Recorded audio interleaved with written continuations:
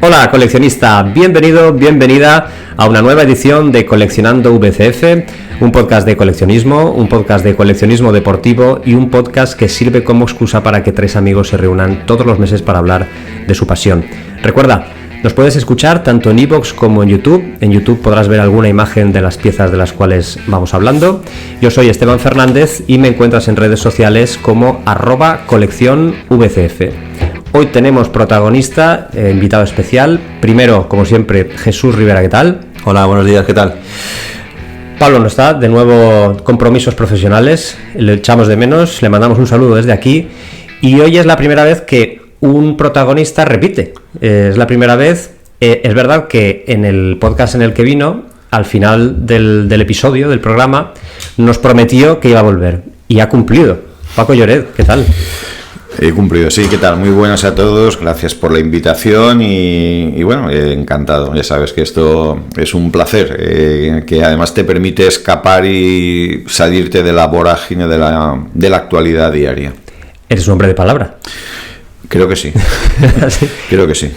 Y bajo su consentimiento, ¿eh? No lo hemos amenazado, No, vuelve por favor. No hemos puesto ninguna pistola, no, ha venido y espero que, bueno, eso significa, creo que se lo pasó bien y sí, que sí. Esperemos que se lo pase bien hoy también. Te hemos traído una serie de objetos encima de la mesa. No sé si nos permitirá Jesús hacer alguna foto y poder subirla. Sí. Pero te hemos traído una serie de camisetas del Valencia. Uh-huh.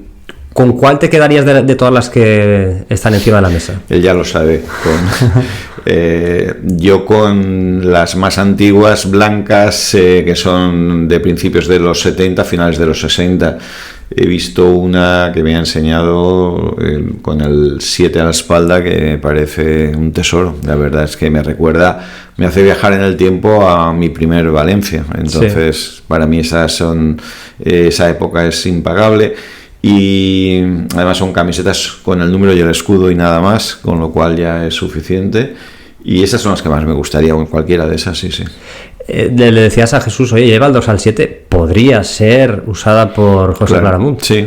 Bueno, de hecho, Claramunt, en la final que jugó el Valencia el año 67, que además es su primera temporada ya en el Valencia, él juega con el 7 a la espalda, sí. Si no recuerdo mal.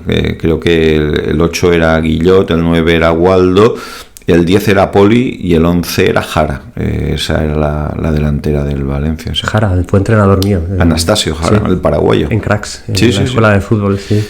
Un tipo muy afable, muy simpático. Sí. Le querías preguntar a Jesús si sabe algo, que no lo sé porque es información que es complicada de tener, sobre esa camiseta de Rasan, ¿no? Sí, tengo varias. Vale, a ver si tú recuerdas algo en concreto. Es esta, sí, que se usó, en teoría, por lo que hemos podido analizar y comprobar otros coleccionistas, que se usó en la pretemporada, sí, y que la descartaron por el tejido.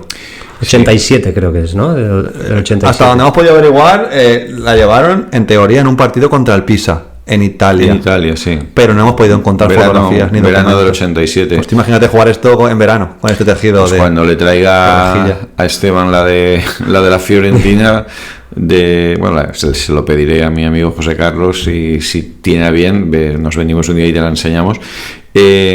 Hay fotos de la temporada 74-75 en la que el Valencia utiliza unas camisetas que no tenían, creo que era la marca Sportwall, que era una marca valenciana, transpirables, con unos agujeritos. Yo creo que incluso en la 73-74 me parece que hay fotos de Keita y de Jara, pues creo que es en el Manzanares contra el Atlético de Madrid, con camisetas así que teóricamente pretendían combatir el calor de la época y que utilizaron un material así con agujeritos para que transpirara mejor, claro, lo que era aquella época. Y sí, esta yo no la recuerdo haberla visto, sinceramente, la de Rasan. Conocí a los dueños hace muchos años, conocí a los dueños de Sportwall, que han fallecido. Uh-huh. Salvador Cañamás era y Eusebio. Esa gente también tiene una historia, ¿eh? Sí. Desgraciadamente, si han fallecido, pues no pueden contárnosla. Bueno, el hijo de Salvador Cañamas, Paco, tengo contacto con él, o sea que está ahí disponible si queréis, o sea que... Pues nos estaría nota, ¿no? Sí, tomamos nota, nos lo escribimos. La que comenta Paco de los 70, el Sevilla también la usó. Sí, el Sevilla también recuerdo. Porque hablamos con Benítez Colores y un coleccionista del Sevilla. Sí, el Sevilla que también la tiene. El Sevilla ha utilizado esa camiseta. Yo también os he traído cosas. Sí, lo hemos visto. Ahora lo comentamos. Ahora lo comentamos. La camiseta de la Fiorentina de la que me hablas, el material es más o menos como estos de la señora, ¿no? Es diferente. ¿Sí? Es muy peculiar. Digo este de la señora, que tienes aquí delante del Mestalla, por ejemplo. Más o menos, sí, pero es único, realmente. Sí. Es diferente. Material pesado para jugar en agosto en Valencia. Sorprendentemente, sí. ¿Qué nos has traído tú, Paco? Yo os he traído un objeto o un tesoro, que es la palabra adecuada, que no tiene nada que ver con el fútbol, pero para aquellos que fueron niños en los 60, hablarles del álbum de Vida y Color fue una especie de complemento a la educación que recibíamos, porque era un álbum larguísimo en el que había, lo pone en la portada, flores, protozoos, insectos, peces, batracios, reptiles, aves, mamíferos, anatomía, tribus africanas y oceánicas. Y este álbum es de mi mujer, que lo ha conservado de manera impecable, y cuando yo lo vi también lo añadí a mi colección de tesoros, que eran cromos de fútbol. Pero este álbum para mí intenté, pero vamos, no hice ni un cuarto de álbum, pero mi mujer gracias a que su padre pues la llevaba a la Plaza Redonda y lo completó, y para mí es casi tan maravilloso como los de fútbol, ¿no? Y ahora lo custodias tú. Exacto, has elegido la palabra de custodia, que te servía para coleccionar y para estudiar. Exactamente. Complementaba la educación, lo que te decía, ¿no? Porque ahí estaba el cuerpo humano, las vértebras, el aparato digestivo, todo, músculos, todo. Realmente hay una parte de anatomía, ¿no? Y luego pues los animales, ¿no? Pues la ballena, el cachalote, el delfín, ya podéis ver, aquí hay de todo. Y era fascinante. Pues estamos hablando de una época en la que, pues eso, había lo que había, y esto fue un impacto tremendo.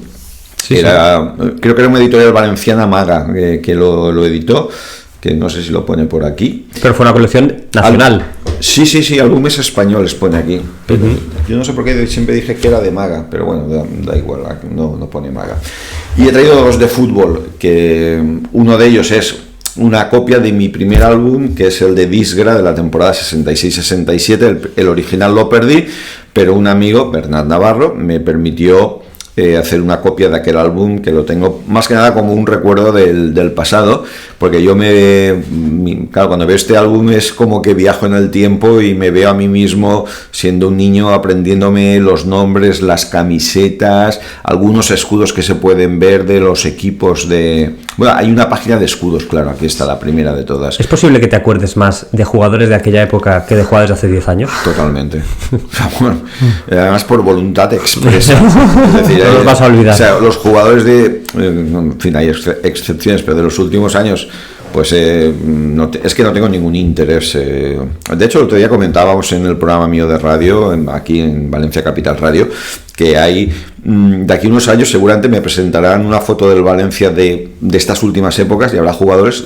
Si a mí me pones una foto de Ferro y de Oliva y de Cutrone, y me va a costar acertarlos. Eso tienes ahora, si me presentas la alineación cualquiera de la 70-71 o 69-70, vamos, de memoria, y he traído el original, este sí que es auténtico, de esa que lo hice en septiembre del 70, sin saber que el Valencia ese año sería campeón de Liga y finalista de Copa. Bueno, debió ser campeón de Copa, pero esa es otra historia. Y ese álbum lo completaste, 70-71, y lo has conservado. O sea, hay otros que los has perdido, y justamente de la 70-71 lo has conservado. Sí, a partir de tengo todos los 71-72 hasta las 73-74 los conservo, o sea, las temporadas siguientes. Lo más curioso de este álbum, que lo he comentado en alguna ocasión, es que ves la plantilla que aparece del Valencia, Y bueno, hay jugadores que todos jugaron fuertes. Nebot jugó un partido y fue una especie de genialidad de Di Stéfano, que le salió el tiro por la culata, ¿no? Fue la peor actuación del Valencia aquella temporada, en la que fue campeón de Liga. Está Ansola, está Poli y está Jara. No está Sergio, no está Forment, no está Pellicer y no está Valdez, que fueron los titularísimos de aquella delantera. Pero bueno, hicieron la colección con ellos. Es verdad que Poli y Nebot empezaron siendo titulares, que Jara jugó partidos, pero todos muy aislados, y que Nebot jugó un partido.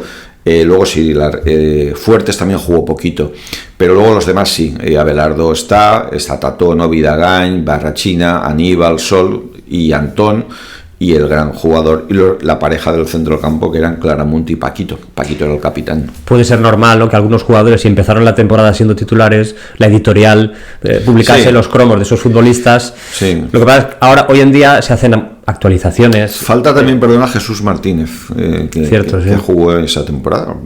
Estuvo y jugó. Pues sí que es cierto, pero ya te digo, hoy las no colecciones caben todos, no caben todos, hay que hacer una selección, y luego también hay que tener en cuenta si el que hace la selección conoce al Valencia, no lo conoce. Porque, es curioso, por ejemplo, hay 2 cromos trucados. Sí, eso también era normal en la época. El de Jara, que le han puesto una camiseta, lo han vestido de blanco como si fuera una novia, y Nebot. Yo creo que Nebot está en un campo de segunda división, no sé si jugando con el Mestalla, y Jara era jugador del Córdoba. La historia de Jara es muy curiosa, fue un jugador de ida y vuelta. El Valencia lo ficha para jugar la Copa del 67 y la gana.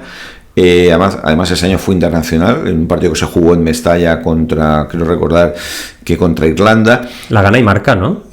Marca en la final. El primer gol de la final es suyo, claro. Remata Waldo, rechaza a Iríbar y él está ahí oportunista y mete un golazo.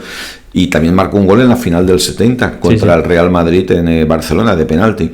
Entonces él fue un jugador que estuvo en el Valencia, volvió al Córdoba y volvió al Valencia, y luego ya se fue al Sabadell.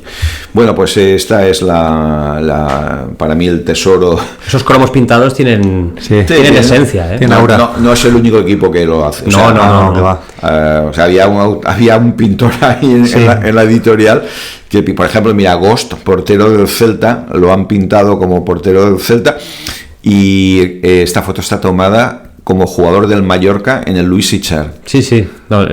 Y bueno, hay un cromo de Palmer, Manzanedo, que el campo está nevado. Que es el plantillo. Sí, pero salen como cromo del Valencia. Sí. Ya han jugadores del Valencia y cogieron la foto en Burgos. En el Sabadell aparece de Diego en el Santiago Bernabéu cuando era jugador del Real Madrid, ¿no? Sí, pero bueno, que tienen esencia. Es lo que se podía hacer en la época. Agosto es el famoso portero del gol de Forment. El que nos hizo el favor, ¿no? Sí, de salir a por... Sí. Yo creo que no, se quedó, dudó. Lo que mata al portero, o sales o te quedas. Deusto aparece como portero del Málaga, y esto es San Mamés, o sea, él era el suplente de Iríbar en el Athletic Club de Bilbao, ¿no? Y bueno, pues eso. Guárdalo bien, Paco. No, hombre, esto ha venido como el tesoro de la corona británica. O sea, el Elche, que yo le tengo un especial cariño, ¿no? Pues mira, aparece Romea, que era jugador del Barça, que fichó por el Elche cuando Asensi se fue creo que cuando se fue al Barcelona. Hernández, Tomateta, que era valenciano, que es valenciano, aún vive, el gran compañero de Valdez cuando fue entrenador. Pepe Hernández aquí aparece como jugador del Elche en el Vicente Calderón, él estaba en el Atlético de Madrid. Sí, hay un sinfín de ejemplos. Son fáciles de pillar. Sí, de cada página tiene un cuarto de hora para hablar, ¿eh? Sí, se los habrá de memoria este álbum. Lo habrá revisado. Este es mi álbum. Unas cuantas veces. Probablemente os he traído los 2 álbums que más quiero. Se agradece. Por supuesto, sí, verdad, por supuesto. Claro. Nosotros también, por eso, te hemos traído muchos objetos que queremos mucho también. Yo te he traído también algo, por si sorpréndeme. Tienes a bien. Aquí dentro hay una especie de... No es una medalla, pero es un objeto que se le entregaba esto a los futbolistas, entiendo, rivales, que venían a jugar la Trofeo Naranja. Ah, sí, claro, es el Trofeo Naranja original. Sí, y ese es del Trofeo Naranja de 1959. Eres un naranjomaníaco. Sí. Y esa se la dieron a Pelé. ¿A Pelé? Porque, vamos, lo sé porque la subastó Pelé. La subastó en un momento dado Pelé y la compré yo. Ah. Y Y bueno, pues creo que es uno de los objetos. Sí, es el primer trofeo naranja. Que más cariño le tengo. No solamente por ser el primer trofeo naranja, sino por ser Pelé. O sea, esto ha estado en manos de Pelé en algún momento. Y ahora los tenemos en nuestras manos. También te he traído de aquella temporada que es muy tuya. Es la tarjeta de identidad de don Alfredo Di Stéfano de aquella temporada. Que también la guardo como un tesoro porque es una temporada mítica y es mítica. Y es, bueno, uno de los protagonistas más... Esa temporada tiene una película o un libro como el de Fiebre en las gradas, porque yo creo que os lo dije aquí, yo creo que con Di Stéfano y aquel Valencia cambian muchas cosas al mismo tiempo que cambia la ciudad. No sé, yo creo que son años que marcan un punto de inflexión. Se acaban los 60, que ya anunciaban algo, y se acaba una generación de futbolistas muy reconocible, ¿no? Con Guillot y Waldo en el ataque, con Roberto, con Pesudo, con Mestre. Y con los 70 ya llega gente con patillas, pelo largo, la ciudad cambia, llega el Corte Inglés a Valencia, se abre un centro de televisión, una corresponsalía mínima, pero por fin tenía Valencia lo que solicitaba.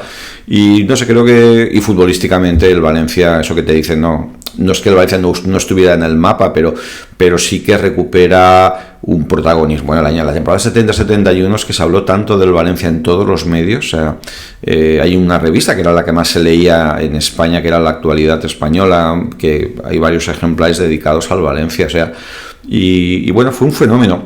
Aquel equipo fue un fenómeno que llamó mucho la atención, ¿no? Y no solo fue esa temporada, la temporada siguiente el Valencia estuvo a punto. Sí, pero es que la que sorprende e irrumpe es esa. O sea, la otra ya sí, claro, el Valencia es que es campeón de Liga y llega a la final de Copa imbatido. O sea, pero además ganándole las semifinales al Sevilla con un global de 4-0. En cuartos se elimina al Málaga ganando los 2 partidos. O sea, llegó y fíjate, tuvo la mala suerte, aparte del arbitraje de la final, de perder jugadores importantes en el camino, porque en la final hay jugadores que no están en condiciones y de hecho si ves la alineación, Di Stéfano tuvo que tirar mano, pero bueno, era una gran plantilla, ¿no? Y por ejemplo no pudo jugar Pellicer, Formen estuvo en el banquillo, creo recordar, y bueno, jugadores que eran básicos en el equipo, pero bueno, da igual. Luchó con 10 hasta la prórroga y cayó por lo que cayó. Da igual. De aquella temporada, bueno, de la siguiente, ya cuando el Valencia juega la Copa de Europa, en alguna vez te he leído que creo que se televisó por Televisión Española. La primera vez que se televisa un partido desde el extranjero. Contra el Hajduk Split, ¿no? Un miércoles por la tarde, a media tarde. Y que Claramunt marcó un golazo. Yo creo que no he visto nunca ese gol. No, ni tú ni nadie. O sea, si solo lo vimos los que estábamos en directo. Entonces, en ese momento. ¿No se conserva ese No. A ver, nunca debes decir no se conserva, salvo que tengas pruebas. Yo creo que igual algún día en una televisión de la antigua Yugoslavia, Split Croacia en la actualidad, pues igual allí está. Igual que a mí me gustaría saber si en algún archivo de la televisión inglesa aparece el Manchester City 2, Valencia 2 en el antiguo campo de Main Road, que es la primera vez que el Valencia juega la Copa de la UEFA, porque el año anterior, como acabas de decir, jugó la Copa de Europa. Y el gol de Split, es la primera vez que al Valencia se le televisa un partido europeo, y se televisó a una hora, era septiembre. No teníamos colegio por las tardes, yo estaba empezando segundo de bachiller del plan antiguo de aquella época, y claro, yo estuve ahí pegado a la televisión, viviéndolo con un sufrimiento, porque el Valencia estuvo eliminado, marcó primero el Hajduk, empató el Valencia, y luego el Valencia, la verdad es que en la segunda parte lo que recuerdo, y luego he leído es que pudo haber ganado incluso, pero bueno, y luego el partido acabó fatal, con una bronca impresionante, pegándose los jugadores, la policía por en medio, y la expedición valencianista tuvo que estar casi 2 horas dentro del campo para poder salir. Antigua Yugoslavia, es que era terreno peligroso. Peligrosísimo. Yo tenía, pues se murió un amigo, muy buen amigo, Alberto Arilla, era catalán, pero vino a Valencia, se casó con una valenciana, se casó, o no te lo pierdas, con la hermana de José Luis Pérez Payá, el que fue presidente de la Federación Española de Fútbol, que es además el que le da la Copa de Campeón de Liga a Paquito la temporada 70-71. Bueno, a lo que voy. Alberto Arilla fue uno de los tenistas emergentes en la España de finales de los 50, principios de los 60. Entonces, él jugó la Copa Davis. El bueno era su hermano, José Luis Lis, que era la pareja de dobles de Manolo Santana. Y entonces, él me comentaba que él había jugado en Yugoslavia al tenis y había jugado con España la Copa Davis, y aquello era la boca del lobo. O sea, era meterte, porque el tenis allí también se vivía casi como el fútbol. Pues se supone que en el tenis hay unos códigos, ¿no? Pero esos códigos en la Copa Davis, además, bueno, no hace tampoco mucho, yo recuerdo en Brasil y en Argentina, y cosas increíbles, ¿no? Que en efecto no se asocian al mundo del tenis. Entonces, él me comentaba que él les advirtió a los jugadores o a los amigos que tenía en el entorno del Valencia, y sobre todo a un periodista que era Sincerator, que era de las provincias, era el jefe de deportes, le dijo, bueno, ir con cuidado porque no sabes lo que es aquello. Él había jugado en Split, una eliminatoria de Copa Davis, y cuando volvieron le dijeron, tenías mucha razón. Además es fútbol, no es tenis, que en el tenis sí, los códigos son diferentes a los que manejamos en España, puede ser, pero el fútbol mueve muchas más masas. En aquel viaje fue una encerrona. Yo he escrito de ese viaje porque ese viaje tiene mucha historia. Viajaron, ganó el Valencia en el Calderón un domingo, que en aquel momento se llamaba Manzanares, la primera vez que el Valencia ganaba en ese campo, que se había inaugurado 4 años antes, precisamente con un partido del Valencia de Liga, y viajaron de Madrid a Roma. Coincidieron en el viaje con el cardenal Enrique Tarancón, que luego fue primado de la Iglesia Católica en España, que era de Burriana, y que además le pusieron la insignia de oro y brillantes. Ahí estaba Vicente Peris siempre para... siempre tenía una en el bolsillo. Siempre llevaba una en el bolsillo. Luego viajaron, creo que fue desde Roma, no sé si a Belgrado, bueno, y al final llegaron a Split, y ya desde que llegan empezaron a encontrarse muchas dificultades en todo: el control de pasaportes, exigencia de certificados de vacuna. Esto lo contaron los enviados especiales a aquel partido. El partido fue una carrera de obstáculos, y luego en el campo, pues el Valencia al final fue superior, la verdad, pero cuando acabó el partido lo pasaron mal. Sí. Es que justamente por todo lo que cuentas y que estás contando ahora, desarrollando, me gustaría más incluso ver ese partido por conocer un poco también lo que rodeaba el terreno de juego. Solo recuerdo perfectamente 2 cosas: el gol de Claramunt. El Valencia ese día jugó con su segunda equipación, lo vimos en blanco y negro, era pantalón negro, camiseta roja. El Hajduk creo que vestía pantalón azul y camiseta blanca. Y el gol de Claramunt fue en la portería, digamos, en la pantalla de televisión, en la de la izquierda. Eso me acuerdo. Y me acuerdo el comentario, no sé si era José Félix Pons, el narrador de Televisión Española, mostrando su entusiasmo por un gol inesperado, porque marcó un gol que fue increíble. Y luego, cuando acaba el partido, ves el tumulto cuando los jugadores se van a los vestuarios y dices, ahí está pasando algo, ¿no? Pero claro, en aquella época no es como ahora, que tenías más cámaras y tal. Y fue una gran alegría, la verdad. El gol doble fuera de casa, el gol tenía valor doble fuera de casa, y fue un golazo. Curiosamente, eso fue un miércoles, y el domingo en Mestalla el Valencia le gana 2-0 al Betis, y Claramunt mete los 2 goles, y uno de ellos es seguramente el mejor gol de Claramunt en su historia. Fue un gol que, bueno, Mestalla se llenó de pañuelos, fue una cosa de locos. Y además yo lo vi perfectamente porque fue en la portería del gol gran, y yo estaba en perpendicular, y bueno, un entusiasmo desbordante. Tampoco hay vídeo de... No hay vídeo. Hay una foto maravillosa en el diario de las Provincias. Muy bonita, donde ves al portero del Betis estirándose, pero el balón se le cuela, y fue un gol fantástico. Bueno, es una pena que no se conserven todos esos vídeos, porque ya, a lo mejor esos vídeos duermen en algún sitio. Ojalá. O sea, sí, a ver, fíjate, Televisión Española, gracias a Paco Grande, que es un referente en todo esto, y una persona que ha tenido ganas de hacer cosas, paciencia y curiosidad, ha rescatado muchas cosas. Los goles de Kempes de su primera época se deben a él, que los rescató en un Conexión Vintage. Y luego, por ejemplo, los 4 goles de Valdez al Castellón de la temporada 72-73 los rescató él en un programa dedicado al Castellón, ¿no? Y hay muy buena... Lo que pasa es que la imagen es telecine, la velocidad de la imagen no es la normal, claro. O sea, que para que aparezcan hay alguien que se tiene que meter ahí a buscar. Sí, hay alguien que tiene... Sí. Pues igual que yo me metí con aquella famosa historia que os conté y rescaté los partidos del Valencia que se proyectaban en el Cine Coliseum y más cosas que además eran revolucionarias, porque hay imágenes, lo que pasa es que están sin editar y sin sonido, que es una pena, pero bueno, una cámara a pie de campo en color, que esto es brutal. Yo tengo los goles del Valencia al Sevilla en la semifinal de Copa del 71, precisamente, 2-0 en Mestalla. Además es una entrada y un ambiente... Buah, cuando ves eso y ves lo que hay ahora, pues te entran ganas de llorar. Sí. Bueno, ahora hay gente en el campo, ¿eh? Es otro ambiente, sí, pero a mí a veces me sorprende aquel Mestalla... pero a mí me sorprende a veces la cantidad de gente que hay en el campo con el equipo y la al final directiva, dirección. No, directiva no. Bueno, A ver, si esto es en efecto una prueba de la salud de hierro que tiene el Valencia, pero que está siendo amenazada permanentemente, ¿no?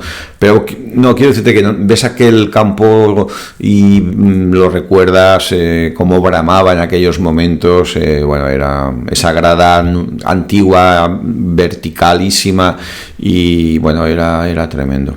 O sea, para buscar en el archivo de Televisión Española, alguien tiene que meterse ahí, pero no puede meterse cualquiera, ¿no? Evidentemente. Tiene que meterse alguien de la casa. Que diga, quiero hacer esto. A ver, yo creo que Televisión Española, que es evidentemente el único referente, porque no había más que, pues por ejemplo, esta empresa privada que yo tuve la oportunidad de rescatar y que se dedicó a grabar partidos del Valencia y a filmarlos. Pensamos que es una época en la que eso de los derechos audiovisuales no existe, ¿no? En España hay una tele, solo una tele, y es la que es y tal. Entonces, ellos están en un proceso de digitalización de todos sus fondos. No sé si les da para digitalizarlo todo o tienen un criterio selectivo. Yo, mira, has sacado un tema interesante. Con motivo del centenario del Valencia, yo hice un programa con una productora que se emitió en Apunt en el año 19, un programa de 8 capítulos. Sí. Ese programa yo creo que quedó muy bien. Por cierto, ¿dónde se puede ver?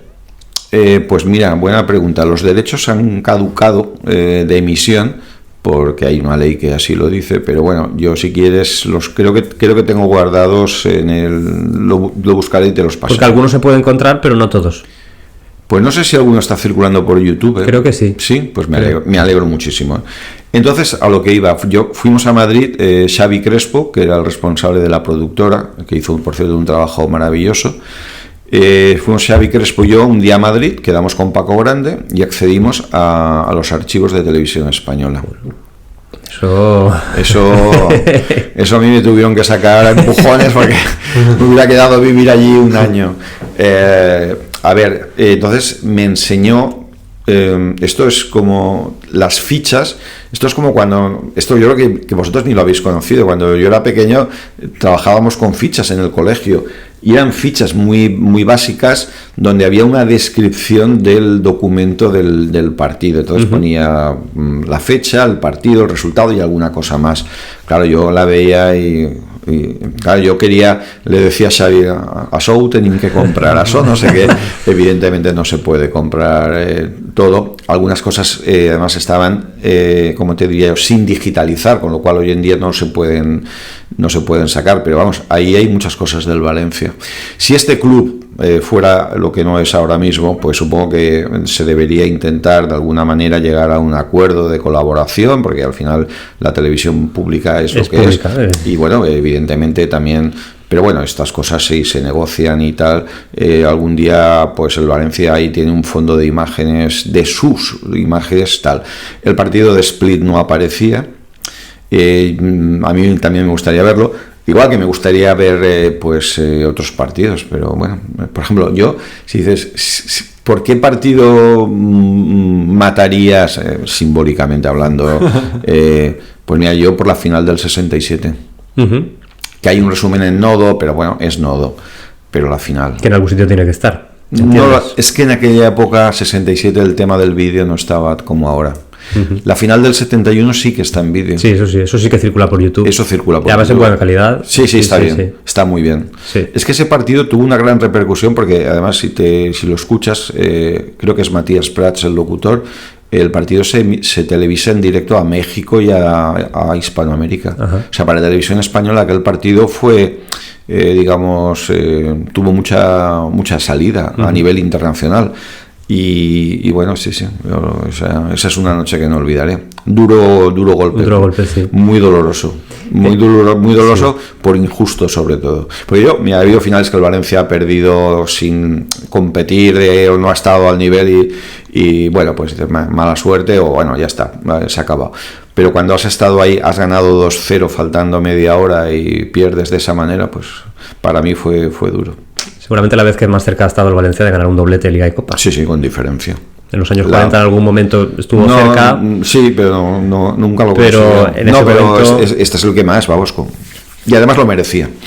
Además, es que siempre que ha jugado el Valencia contra el Barcelona una final de Copa, 2-0. Siempre se ha puesto primero 2-0 el Valencia. Totalmente. Es algo... Y de esas 4 finales, 2 las ha perdido. Sí, que también es algo curioso porque te pones 2-0, lo normal es ganar el partido. Sí, pero en fin, en las 2 que pierde hay una especie de mala suerte porque acabas con 10. Sí, bueno. Porque nada, de los años 50, en aquella época se lesionaba un jugador y no se podía reemplazar. Se lesionó a Sensi. Sí. Hablando de vídeos también te he leído en alguna ocasión que se proyectó la eliminatoria de la Copa de la UEFA contra el Argeis Pitești en octubre del 78 en el Colegio San José de Calasanz. Aquí enfrente, sí. Eso, y además un oyente del podcast, Jesús Roch, nos mandó justamente, porque conserva el documento que es la invitación para asistir a la proyección. ¿Cómo era eso? O sea, es que me volví loco. ¿Cómo puede ser que se proyecte en un colegio un partido de la Copa de la UEFA de primeras rondas? Sería contra el Argeis Pitești y a todo esto, ¿dónde está esa cinta? Porque es una proyección, no es en directo. Ni idea. Está en color, era en color. Y era el partido en Rumanía. Era el partido en Rumanía, sí. O sea, es que, más raro todavía. Para que veas que no me lo invento, que sé que lo sabes que no me lo invento, buscas en las provincias de esa semana, se anuncia el partido. Ajá. Y yo creo que Paco Nadal en su programa de deportes en aquel momento de Radio Valencia también lo anunció. Sí, pero bueno, ojalá habrá que preguntar, ¿no? Habrá que preguntar, porque sí. Habrá que preguntar aquí al colegio. Es que ese vídeo yo no he encontrado imágenes, alguna fotografía sí que he encontrado de ese partido. Es un partido que creo que pierde el Valencia 2-1. 2-1, sí. En Rumanía. Sí, creo que marca, no sé si Feldman, hablo de memoria, o Saura, no lo sé, o Kempes. No lo recuerdo ahora mismo. Yo tampoco. Yo sí que sé la historia de que al final del partido van todos a por la camiseta de Kempes. Sí. Y que la consigue un rumano que hace tiempo la vendió. ¿Tú qué harías? Si fuera rumano ir a por la camiseta de Kempes. Yo estuve en el partido de vuelta. Ajá. Que se jugó exactamente el día de Todos los Santos del año 78, 1 de noviembre, miércoles. Que de ese creo que sí que hay vídeo, hay el típico resumen, pero del partido en Rumanía, pues... Cuando terminemos, sí, el Valencia jugó en Mestalla contra el Argeis Pitești con la Señera. Era habitual en aquella época que el Valencia jugase con la Señera. También jugó contra, creo que el CSK de Sofía. También los 2 primeros partidos jugó con la Señera en casa, y el tercero, que fue contra el West Bromwich Albion, jugó en casa de blanco y fuera de casa con la Señera. No sé ese partido se televisó en color. Es esa, ¿no? Esa de algo. Esa. Sí. Sí, pues mira, Carlos Corberán me dijo que en el museo del West Bromwich hay una foto de ese partido de Kempes, creo recordar. Es que hay muchas fotografías de muy buena calidad. En Kempes era lo que ha sido Messi. Sí. O sea, el mejor jugador del mundo lo tenía. Hombre, la camiseta de Kempes era de la subasta, ¿no? Sí, la camiseta de Kempes que se subastó hace unos... 6 meses, 7 meses. Sí. Es justamente la camiseta con la que jugó Kempes en aquel partido. En aquel entonces, pues eso, Kempes era una referencia mundial. Bueno, y allí, pues, los fotógrafos iban a por él. Kempes, sí. Iban a por él. Hombre, yo recuerdo, al año siguiente, después de ganar la Copa, en la Recopa, la primera eliminatoria es contra el equipo de Copenhague, el Boldklubben BK 1903 Copenhague. Que también juega con la Señora aquí en Y aquí se juega con la Señora, los daneses van de blanco, y los daneses todos iban locos por hacerse una foto con Kempes. Eso me acuerdo mucho. Todos querían una foto con Kempes. Muy bonita la Señora también esa, ¿eh? Sí, es muy, muy, muy bonita.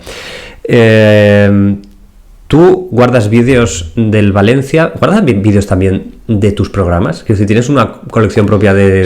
Sí. Tengo cosas. Sí.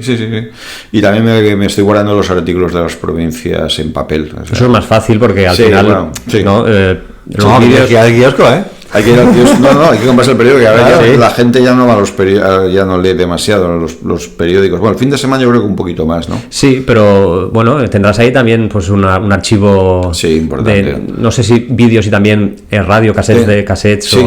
También tengo. Pues ahí tienes material también. Sí, me lo pasó un buen técnico, buen amigo a formato MP3 y los tengo ahí guardados, sí. Sí, porque si no guarda cassette. No, yo tengo ya mi legado. Sí, tengo programas de mi... Hombre, yo lo podéis... Además, podéis acceder, Cuando estaba en CV Radio hicimos el programa del Centenario del Valencia. Sí. Están accesibles, o sea, los podéis buscar en iVoox, es un servidor. Y allí, mira, uno de los tesoros... Hay varios. El día que tengo a Quique Flores, le pongo la narración de un gol que él mete en Málaga en segunda división la temporada 86-87, que yo guardaba en un cassette. Cuando... ¿Narrabas tú? Sí, claro. Yo era como la Piqué, yo era con mis maletitas por toda España en aquella época. Bueno, sí, era joven y me entusiasmaba. Realmente la gente veía los partidos por lo que tú contabas. Sí, era otra época. O sea, la gente llegaba a la tarde del partido, se comían su paella, se reunían ahí, se ponían la radio y a escuchar el partido. Sí, era vital. El periodista de radio en aquella época era fundamental. Era realmente, tú eras los ojos de la gente, porque a Vigo o a Bilbao, a Santander, ibas tú y los compañeros y tal. Tú piensas que las crónicas en provincias y en Levante salían los martes. O sea, para que seáis conscientes de cómo ha evolucionado la información. El martes 48, en toda España, yo creo que salían los lunes la prensa deportiva y en cada ciudad, al menos en Valencia, la hoja del lunes. Y el martes salían los periódicos que daban cuenta de ese partido, que te ponían crónica, vestuarios y fotografías y tal, 2 días después. Pues no los recordaba esto yo. Esto ha sido así. Hay que tenerlo en cuenta para la hemeroteca, Hasta que, yo creo que fue en los años 80 y un momento en que ya ambos periódicos, la hoja del lunes, digamos, era el diario de la Asociación de la Prensa de Valencia. Y hay un momento en que las empresas dicen, aquí los lunes tenemos que salir, y, todo va cambiando, va evolucionando, y a partir de ahí los periódicos deciden salir y la hoja del lunes está condenada a la desaparición. Y bueno, os lo decía por esto, ¿no? Que yo sí conservo... iba a contarte. El día que tuve a Víctor Espárrago en el programa, le puse... guardo la presentación suya como entrenador del Valencia en el año 88. O sea, lo tengo guardado. Lo podéis escuchar todos y además... con que me citéis me conformo, ¿no? Si alguien quiere utilizarlo y tal. Y también tengo más cosas. Los goles del famoso partido de Ibrox Park en Glasgow, eso es cosa mía. Yo grabé ese partido y a Paco Nadal fui yo el que le pasé la grabación de su narración, que él no tenía. O sea, que es gracias a ti. Yo una vez publiqué un vídeo y era la voz de Paco Nadal. Lo utilizamos en Canal Now. Claro. Esto tengo que agradecer a ti. Pues sí. Mira, tengo grabada en cassette la final de Copa del 79 por la cadena SER con José María García a pie de campo. Porque si ya era raro un vídeo, imagínate el cassette de radio. Sí, la narración es de Ortiz Remacha, un periodista mítico de Zaragoza, pero que era el que narraba en la cadena SER en aquella época. Y eso lo grabé yo también. Y creo que no tengo alguna cosa más. Bueno, tengo una cosa muy curiosa, un disco de canciones argentinas después de ganar el Mundial del 78. Sí, hay una de cada Kempes. Chicos, ¿quién es el goleador maravilla? Mario Kempes, el goleador cordobés. Pues tienes también tus tesoros, en el terreno de audio. Bien guardados. El terreno de audio. Y de Minut a Minut, que creo que fue el programa que marcó una época, tengo muchas cosas, sí. Tengo muchas cosas. Bueno, pues haces bien ahí. Y los goleadores de la semana, eso era mítico, Eso era la canción de Tom Jones, ¿no? Que ponía, sí. Sí, la verdad es que fue una época muy bonita, sí, sinceramente. Y luego también tengo los programas especiales que hicimos con motivo de las ligas del Valencia, de las finales de Champions, bueno, la Copa y bueno, todo eso sí lo tengo guardado. Pero no tengo... sé que está todo guardado, pero falta ahora el control sistemático, ¿no? de tal. ¿Qué te refieres a? O sea, como catalogar cada... Sí, me gustaría más o menos tal. Esos tiempos, sí. Igual que tengo una de mis debilidades es un reportaje sobre Pablo Aimar que hicimos, que nos mandó no sé de dónde salió, una persona grabó una especie de poesía dedicada a Pablo Aimar, muy bonita, y le pusimos imágenes y música de tango, y ese vídeo fue furor. Fue furor, sí. No os acordaréis, y sé que lo tengo y tengo que buscarlo, pero sé que lo tengo, porque además puse mucho énfasis en tenerlo. Pues búscalo, porque siempre se agradece ver esas tengo imágenes. También mi primera aparición en la tele, que es en periodo de pruebas, porque al final los primeros que emitimos en directo fuimos nosotros. Es decir, el primer programa que se emite en Canal Nou es un partido del Castellón, en Castalia, en el Nou Castalia, contra el Real Madrid, narrado por Miguel Ángel Picornell, y yo presento el programa desde los estudios acompañado de Pichi Alonso, de Chencho, que era un periodista legendario de Castellón, y de Mendieta, padre de Gaizka Mendieta, que había sido portero del Real Madrid, del Deportivo de La Coruña y del Castellón. O sea, ¿tú tienes ese vídeo porque te empeñas en que te lo pasen? Este me hacía mucha ilusión. Sí, es normal, pero... Sí. Pero además también creo que está por YouTube ya, ¿eh? Sí. Buscas Castellón Real Madrid y podéis verlo. Bueno. Yo intervine en la previa y en el descanso, y luego hicimos un postpartido. Desde los estudios de Burjasot, que empezaba, esto era septiembre del 89, la tele se abre oficialmente el 9 de octubre del 89, y me pilla a mí en Oporto haciendo un reportaje sobre la eliminatoria Oporto-Valencia de la Copa de la UEFA. Antes de, que no quiero que se me pase este tema, hace poco fue el aniversario, ¿no?, del Valencia Club de Fútbol, y es verdad que yo he conversado alguna vez con, no sé si conoces a Desmemoriats, seguro que conoces Desmemoriats en redes sociales. Un gran referente, por cierto. Sí, también con José Ricardo Marc. He hablado alguna vez sobre el asunto de cuál es la fecha exacta de la fundación del Valencia. Sí, el otro día hablé con José Ricardo, nos comunicamos por vía WhatsApp, y sí, él escribió el Valencia realmente, o sea, se inscribe el 1 de marzo del 19, pero el 18 es cuando se aprueban los... Y se firma el acta fundacional el 1 de marzo, ¿no? Se firma el acta fundacional, pero necesitas la aprobación. Pero bajo tu punto de vista, ya sé que es una tontería, que no cambia, cambia la vida. Yo no quisiera hacer de esto un motivo de disputa histórica. No. Yo particularmente prefiero decir que es el 18 de marzo. Yo me inclino por el 18, pero bueno, que entiendo, y no seré yo el que... O sea, no quiero tener la razón de manera... No es cuestión de tener la razón, pero, por ejemplo, los debates sobre estos asuntos históricos a mí me parecen muy enriquecedores. Hombre, son enriquecedores porque, afortunadamente, en los últimos años ha habido personas que han aportado, y has citado a José Ricardo March, Desmemoriats y más gente, han aportado muchos datos que no se conocían y han hecho una labor muy buena. Yo a José Ricardo se lo dije.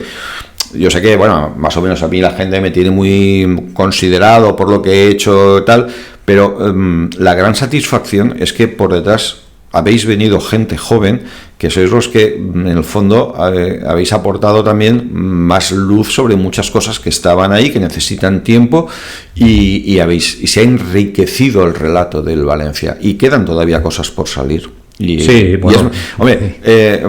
Es desde mi óptica personal y egoístamente es una satisfacción y un alivio, porque no es aquello de que tengamos que ser, digamos, 2 o 3 siempre los que contemos cosas, ¿no? Sino que haya gente que busque, que mire, que saque. Eso es fantástico. Sí, por cierto, está ahí la tarjeta de identidad de Alfredo Di Stéfano que te he mostrado anteriormente.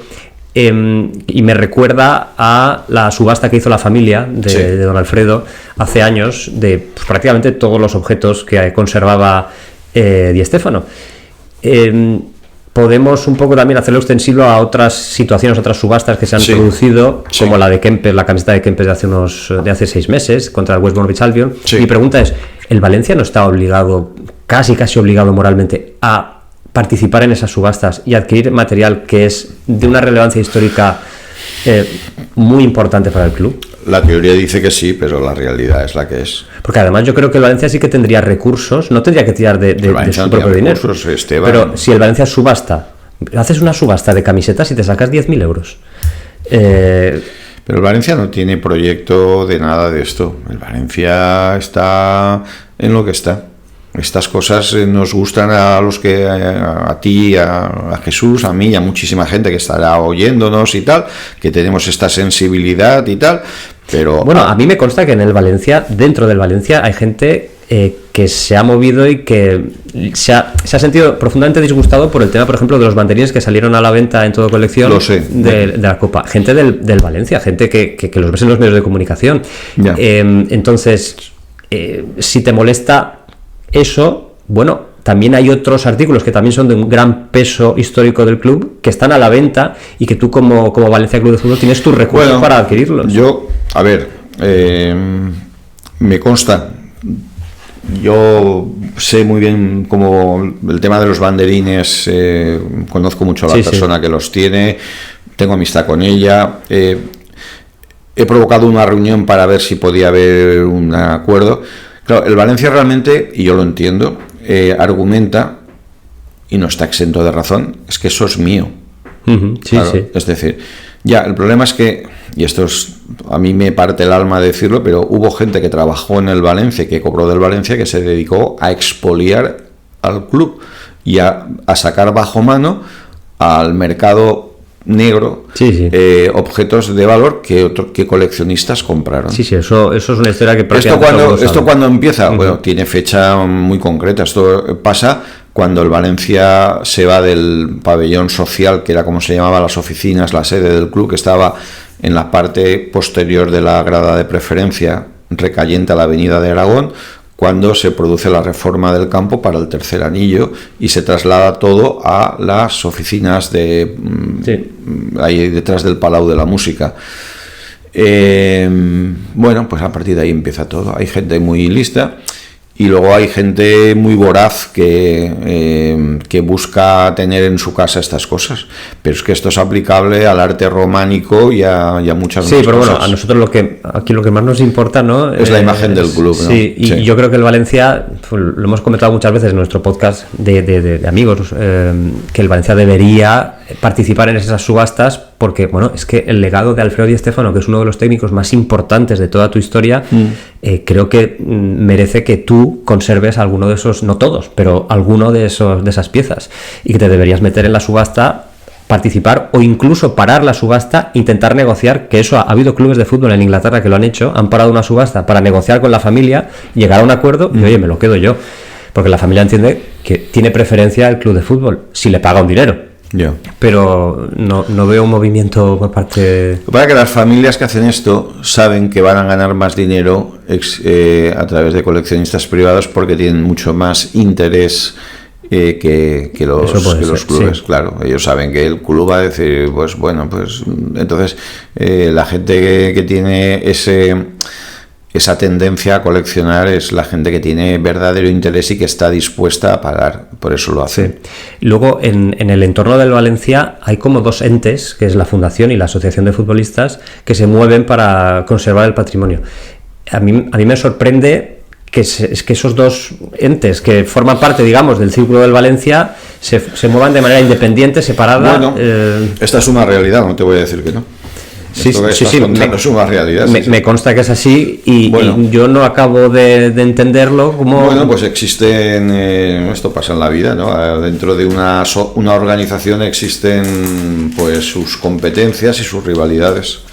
Y de manera elegante estoy dejándolo caer, pero lo has explicado perfectamente, sí. Te hemos traído aquí una serie de objetos. Esto me ha parecido casi como un Tresor Sam Historia, el programa de Apunt. Sí, que lo hice, que también participé yo, sí. Sí, ¿qué ha sido de ese programa? ¿Se acabó? Bueno, se emitieron, creo que estuvimos 3 temporadas, sí.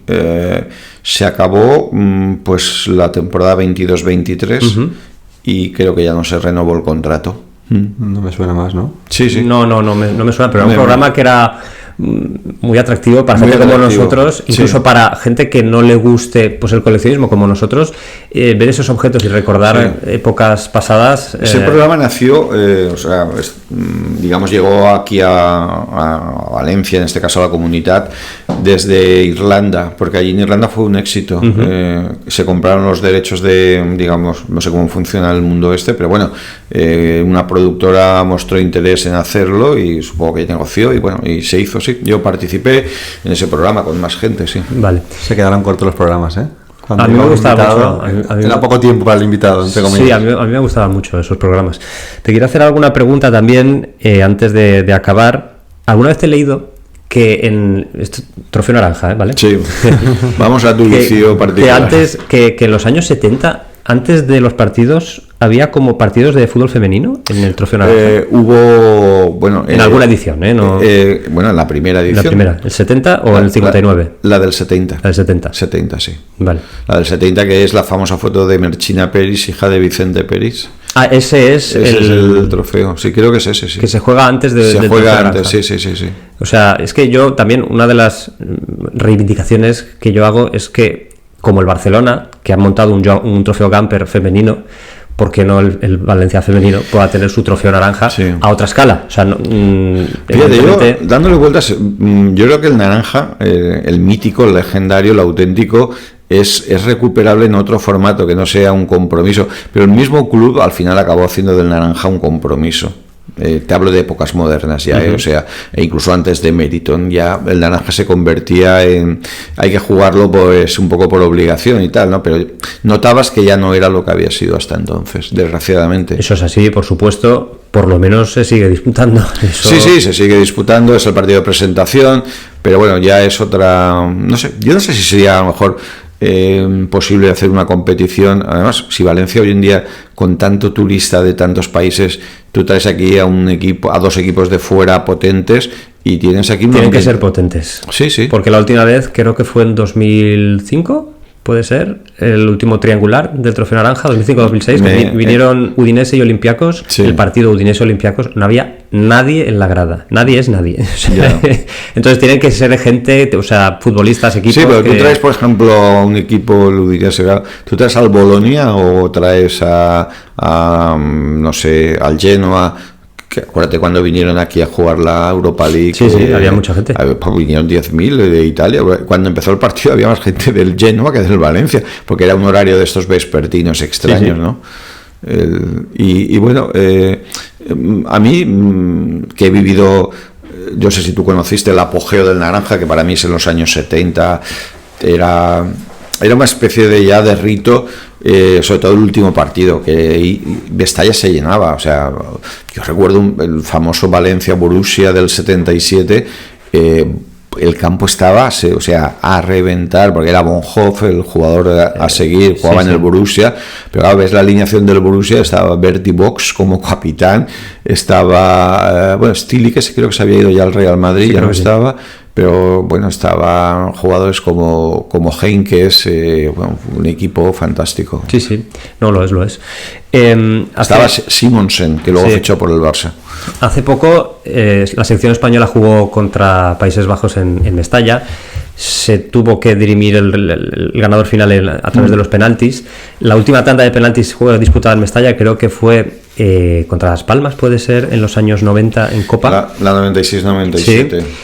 Pero, y lo hilo también con mi tema, lo siento, en el Trofeo Naranja también es cuando se disputó la primera tanda de penaltis no oficial de un partido amistoso en Mestalla, ¿no? Es en los años también la primera edición, ¿puede ser? En la 70-71 era Independiente y Partizan. En aquella ocasión los penaltis, si recuerdo bien, se lanzaban primero 5 un equipo y luego los 5 el otro equipo. Yo creo que eso no se hizo. ¿No? Esto que acabas de decir se hizo en el Trofeo Carranza de Cádiz, donde se tiraba un equipo, tiraba los 5 y luego el otro. Pero creo que aquí no. Aquí creo que eran alternativos. La única, digamos, verdad que tengo de unas tandas de penaltis es que el Valencia es el primer club que gana un título europeo por penaltis. Sí, eso sí. Sí, pero no lo sabe casi nadie, ¿eh? La gente no sabe que la primera final que se resuelve por penaltis es la del año 80 en Bruselas, de la Recopa contra el Arsenal. Ese es el primer título que se tal. Y aquí en Mestalla yo la verdad es que pues recuerdo pues en la Copa contra el Zaragoza de Radomir Antic, sí, con Chilaver en la portería, sí, esa la tengo muy presente. La que has dicho que es posterior de Las Palmas, que es la famosa noche de Valdano, que dijo, pues eso, que... Una derrota útil. Una derrota útil, sí. Sí. Siempre tenía el titular adecuado. Por cierto, el otro día también te traje un abono de antiguo, creo que era de 1923. Cisco Fran, oyente del podcast, nos ha enviado la fotografía de un abono de 1922, que desgraciadamente está plastificado y por lo tanto ha dañado la pieza, ha dañado el propio abono, pero que de momento, que sepamos, es el abono más antiguo que hayamos visto, un abono de 1922. Es un gran coleccionista de cromos también, Cisco. Es un gran... No es suyo el abono, pero nos mandó la fotografía que él lo había visto con sus propios ojos. Es una autoridad en cromos. Ya vamos acabando, Paco. Tú formas parte de la tertulia Torino, ¿no? ¿Qué es exactamente? Pues mira, anoche estuvimos de cena. Ah, sí. O sea, ¿sirve para ir de cena? Sirve para cenar con Carlos Corberán, por ejemplo. Ah, bueno, no está nada mal. Sí, anoche estuvimos cenando con Carlos Corberán. Ajá. Lo que hablamos, evidentemente. No, eso queda. No, pues. Bueno, pero te comentó lo de la camiseta en West Bromwich, la que tienen. Sí, lo comentamos. En su museo. Sí, lo comentamos. Sí. Porque yo viví aquella eliminatoria contra el West Bromwich Albion, donde el partido de vuelta se televisó en directo en color. Es el primer partido del Valencia europeo que se ve en color. Además era la noche del referéndum de la Constitución, 6 de diciembre del 78. Y el único equipo español que quedaba en competiciones europeas era el Valencia, porque los demás habían caído todos en la Copa de la UEFA. Y bueno, pues perdió 2-0 contra un gran equipo que tenía a Laurie Cunningham, que fichó por el Real Madrid después, y tenía de capitán a Robson, que fue luego capitán del Manchester United. O sea que palabras mayores. Y por lo que me estabas comentando, bueno, la tertulia Torino, bueno, es una tertulia que nació hace muchos años, en el 95. Yo me invitaron, o sea, me dijeron, ¿te gustaría tal? Bueno, pues era... Mi visión es muy particular de lo que es la tertulia, pues un grupo de gente de diversos ámbitos de la vida que se reúne para cosas como esta, para hablar del Valencia, pues un poco como estamos aquí, para hacer una tertulia. Hay gente que sé que ha pretendido concederle, pues en fin, se ha hablado mucho y a veces de manera desinformada de lo que es. Sí, evidentemente yo hablo por mí mismo. Para mí la tertulia Torino no deja de ser más que lo que es una tertulia de amigos para hablar del Valencia y punto. Es decir, no tengo ningún afán de nada más que ni de poder fáctico ni nada parecido, vamos. Y menos yo, que me dedico pues también a la información, o sea, en ese sentido hay sus cosas, por supuesto, como todo en la vida, por dentro, pero por dentro no tendréis algún mercado interno de objetos, porque sois gente bien posicionada con... No, hay, pues por ejemplo, mira, hay una persona, a todos los aprecio, pero fundamentalmente al más mayor de todos, que tiene va a cumplir 91 años, y que este hombre ha visto jugar al Valencia, le ha visto ganar todos los títulos. O sea, estuvo de niño, era un niño cuando ganó la final del 41 contra el Español en Madrid, Chimo, y es una persona estupenda, está muy bien de salud. Ayer estuvo en la cena. Y bueno, pues claro, es gente, pues hay gente que ha estado en la política, en el mundo del derecho, de la economía, del periodismo y tal. Y bueno, cada uno somos hijos de un padre y una madre. Ya, última pregunta, Paco. No hay problema. La última vez acabamos con un test de los mejores jugadores del Valencia cada década. Sí. Y yo te quería preguntar, ¿cuál crees que ha sido la mejor temporada de un jugador del Valencia que tú hayas visto? Vamos a quitar a Kempes, ¿vale? Kempes no concursa. Kempes fuera de concurso. Entonces, ¿Cuál puede ser, porque a mí me vienen a la mente varios nombres, pero cuál puede ser para ti la mejor temporada de un futbolista del Valencia? Hombre, yo por ejemplo la 95-96 de Peja Mijatovic me parece brutal. Esa temporada me parece brutal. Y bueno, pues la de Villa, la primera temporada de Villa también me parece fantástica. Sí, yo creo que esos son los nombres que uno viene a la cabeza. Sí. Vicente 2003-2004 también sí. es un año... Claramunt, ya voy a viajar, voy a lucir galones de edad. La 71-72 de Pep Claramunt es espectacular también. La pena es que tuvo una lesión que por ejemplo le impidió jugar. Claramunt es que esa temporada falló en los 2 partidos que no debía fallar, que es contra el Real Madrid en Mestalla el día de San José, no pudo jugar por una lesión y el Valencia perdió. Fue un partido que no pudo acabar por el escándalo arbitral, o sea, fíjate, el partido se suspendió. Es verdad que al Madrid también le faltaba Pirri, que era un poco en otro registro un jugador indispensable. Y luego la final de Copa contra el Atlético de Madrid. Creo que salió en la segunda parte, pero salió mermado de condiciones. Lo infiltraron para que jugara. Y esa es una temporada tremenda de Claramunt. Sí. Pero bueno, de Mijatovic y Claramunt, podríamos decir. De lo que tú hayas visto. Sí, hombre, yo creo que sí. Si Kempes no juega. No, Kempes no juega. No, porque es que si no. Sí, ya que va. No, y la de Villa, la 2005-2006, también fue muy buena. Sí. Esa fue extraordinaria, ¿no? Bueno, Paco, lo dejamos aquí, que ya hemos llegado a la hora. Sí. También se me han quedado preguntas, pero bueno, ya algún otro día volvemos a quedar. Sí, hombre, esto no, en fin, ya vuelvo a decirte, para mí es una válvula de escape. Es que te hago preguntas y luego me surgen otras mientras tú me hablas. Y se abren muchos temas. Sí, se abren muchos temas. Sí. Pero bueno, te agradecemos enormemente que hayas estado de nuevo con nosotros. Muy bien. Y bueno, a lo mejor en un futuro volvemos a tener aquí. Sí, encantado.